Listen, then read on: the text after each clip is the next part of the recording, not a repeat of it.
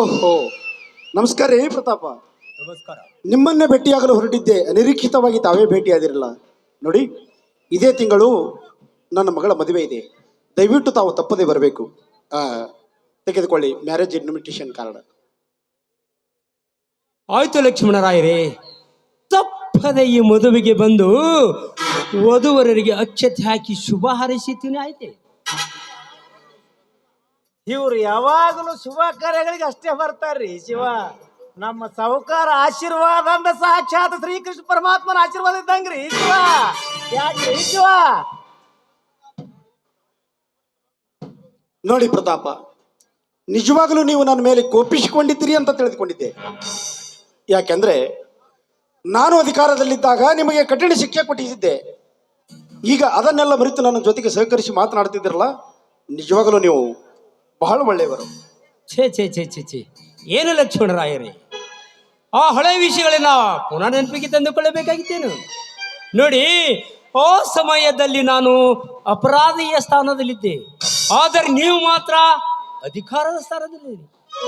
ನಿಮ್ಮ ಕರ್ತವ್ಯಕ್ಕನುಗುಣವಾಗಿ ನಿಮ್ಮ ಸ್ಥಾನಕ್ಕೆ ಬೆಲೆ ಕೊಟ್ಟು ನನ್ನನ್ನು ಕತ್ತಲು ಕೋಣೆಗೆ ಕಳಿಸಿ. ಏನೋ ನನ್ನ ದುರಾದೃಷ್ಟ, ಹೇಗೋ ಏನೋ ಜೈಲು ಶಿಕ್ಷೆ ಅನುಭವಿಸಿ ವನವಾಸ ಮುಗಿಸಿ ಹೊರಗೆ ಬಂದೆ. ಹೋಗ್ಲಿ ಬಿಡಿ, ಪುನಃ ಕೈ ಘಟನೆಗಳನ್ನು ನೆನಪಿಗೆ ತಂದಗಳು ನನಗೆ ಇಷ್ಟವಿಲ್ಲ. ಇನ್ನು ಮೇಲೆ ನಾವು ನೀವು ಹತ್ತಿರದ ಆತ್ಮೀಯರಾಗಿರೋಣ. ಆಯ್ತೇ?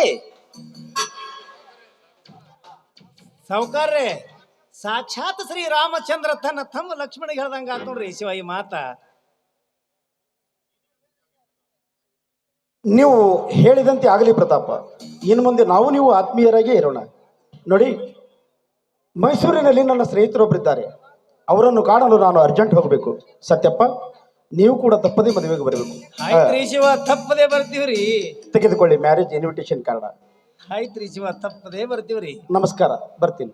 ಹನುಮಂತನಿಗೆ ಬಿಟ್ಟು ಬಾಲ ಇರ್ತೈತೇನ್ರಿ ಶಿವ?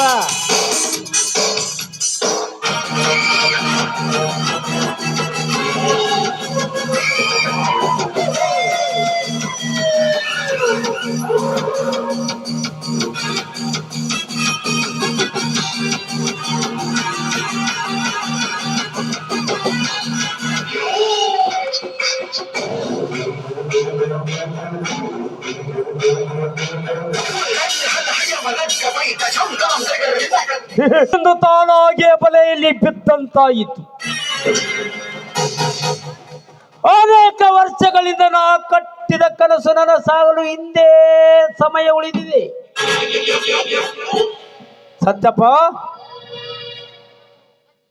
ನೀನು ತಕ್ಷಣ ಒಂದು ಮುಖ್ಯವಾದ ಕೆಲಸ ನಿರ್ವಹಿಸಬೇಕು, ತಿಳಿದೆ? ಆಯ್ತ್ರಿ ಶಿವ, ನಿಮ್ಮ ಕೆಲಸನೇ ಮಾಡಕ್ರ ಇರೋದು. ಹಾಗಾದರೆ ಬಾಯಿಗೆ.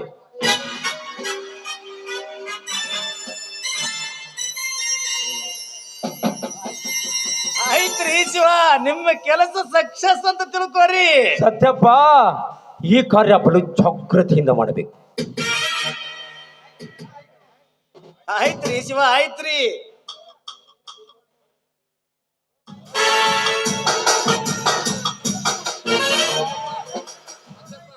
ಆಯ್ತ್ರಿ ಶಿವ, ನಾನಿನ್ ಬರಲ್ರಿ.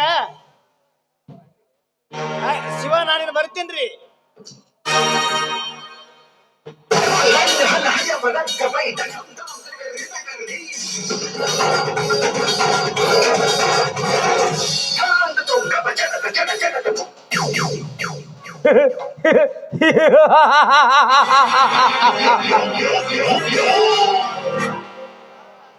ಸಾವಿರ ಆಸೆಗಳ ಹೊರೆಯನ್ನೇ ಹೊತ್ತು ಸುಂದರ ಸಂಸಾರದ ದೋಣಿಯ ಹತ್ತಲವಕಾಶ ತಂದುಕೊಂಡ ಶಾಂತೇಜನ ಬಾಳಿಗೆ ಹತ್ತುವೆ ಮುಳ್ಳಿನ ಬೇಲಿಯನ್ನು.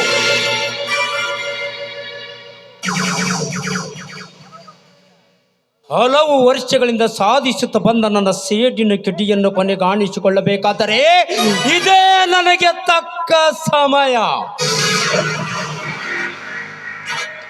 ನಾಳೆ ನಡೆಯುವ ಮಂಗಲಕಾರದಲ್ಲಿ ವಧುವರರಾಗಿ ಕುಣಿಯುತ್ತೆ, ಹಂದರೆಂಬಲ್ಲಿ ವಧುವರಾಗಿ ಕುಣಿಯುತ್ತಾರೆ ಶಾಂತೇಶ್ ಹಾಗೂ ಪದ್ಮ.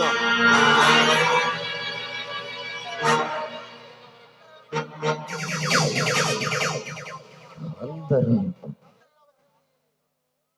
ನಿನ್ನ ಕನಸು ಮಾತ್ರ ಕಾಲ್ಪನಿಕ ಕನಸು ಮಾತ್ರ.